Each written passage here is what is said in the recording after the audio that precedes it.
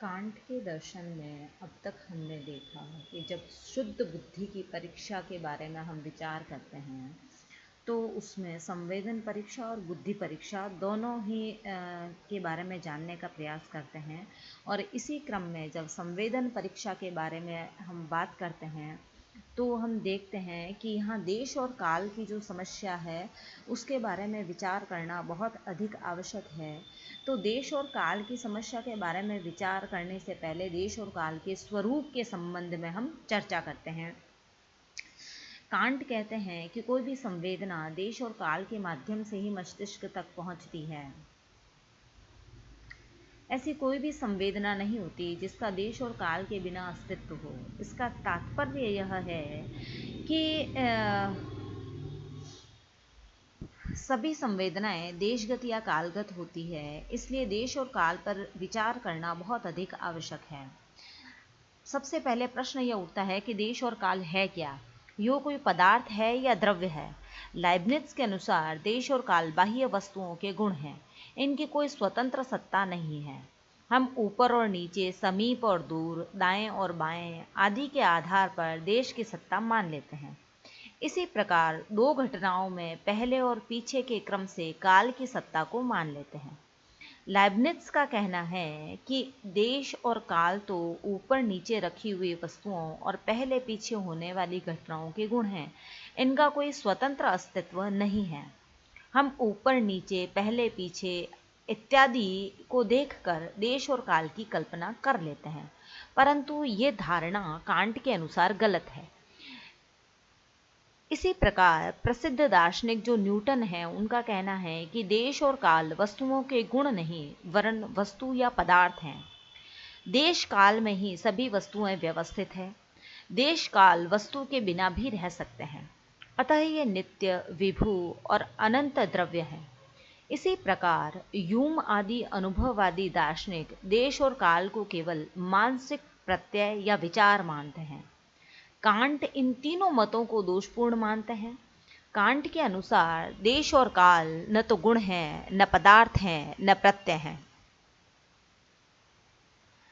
देश काल जो है उसके बारे में कांट का जो मत है, उससे पहले हम जब लाइब्निट्ज की बात करते हैं तो लाइब्निट्ज का कहना है कि वस्तुओं के ऊपर नीचे होने से घटनाओं के पूर्वापर क्रम से देश और काल नामक गुण का पता चलता है। कांट का कहना है कि देश और काल पहले से नहीं होते तो ऊपर नीचे और पूर्वापर क्रम निरर्थक हो जाते। इससे सिद्ध होता है कि समीप, दूर, पूर्व और अपर आदि धारणाएं देश और काल के कारण संभव है। देश काल इन सभी घटनाओं के कारण हैं तथा कारण होने से कार्य से पहले है। इन्हें वस्तुओं या घटनाओं का गुण नहीं स्वीकार किया जा सकता। इसी प्रकार देश काल को द्रव्य भी नहीं मान सकते। यदि ये स्वतंत्र द्रव्य होते या वास्तविक पदार्थ होते तो इनकी सत्ता स्वतंत्र होती, परंतु ऐसी बात नहीं है। ये मन के परिणाम, प्रत्यय या विचार भी नहीं है। यदि ये मन के शुद्ध विचार या प्रत्यय मान लिए जाएं तो इनकी सत्ता निश्चित रूप से आंतरिक ही होगी और ये किसी पदार्थ, किसी प्रकार से बाह्य संवेदनाओं के कारण नहीं होते। इस सारे विवरण से ये स्पष्ट होता है कि कांट देश और काल को न तो गुण, न तो द्रव्य और न प्रत्यय मानते हैं। कांट के अनुसार देश और काल मानसिक धर्म है अथवा आवरण है जो संवेदनाओं के अनिवार्य आधार हैं। जब हमारे भीतर संवेदनाएं प्रवेश करने लगती है तो उन पर देश और काल का आवरण चढ़ जाता है। हम किसी वस्तु के निजी स्वरूप के बारे में कुछ नहीं जानते, वरन वस्तु को देश और काल के रंग में रंगे हुए अथवा इन आवश्यक आवरणों से आवृत रूप में ही जानते हैं। दूसरे शब्दों में सभी संवेदन रश्मियां देश और काल के रंग में रंग कर ही मन कूप में आती है, अतः इन्हें संवेदन ग्राहिता का आवश्यक आवरण कहा गया है। इनसे अलग हम किसी संवेदना को ग्रहण नहीं कर सकते। ये बाह्य वस्तु नहीं, अर्थात इनकी सत्ता बाह्य नहीं वरन ये मानसिक धर्म है। इनका अस्तित्व ज्ञाता के मन पर आश्रित है, अतः इन्हें वस्तुनिष्ठ न मानकर आत्मनिष्ठ ही माना गया। क्योंकि ये ज्ञाता से भिन्न नहीं है। ये ज्ञाता से अलग नहीं हो सकते।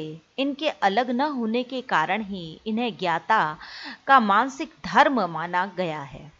इन्हें अलंकारिक भाषा में ज्ञाता का चश्मा कहा गया है, जिनके सहारे ही व्यक्ति बाह्य विषयों को देखता है। जिस प्रकार बाह्य विषयों के अवलोकन में चश्मे की अनिवार्यता है, उसी प्रकार संवेदनाओं को ग्रहण करने में देश और काल की।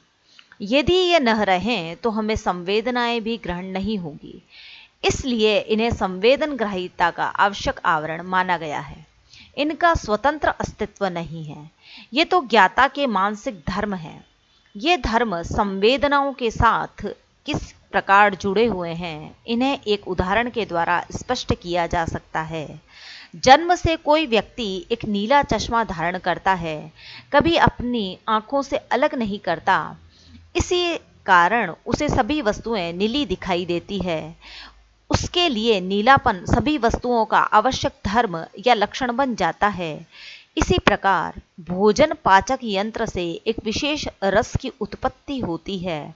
जैसे ही शरीर में भोजन पचना प्रारंभ होता है, तो पाचक यंत्र इस रस को मिला देता है। अतः इस रस को भोजन पचने का आवश्यक अंग मान लिया गया है। इसी प्रकार जैसे ही हमें संवेदनाएं ग्रहण होने लगती है, वैसे ही इन पर देश और काल का आवरण या रंग चढ़ जाता है।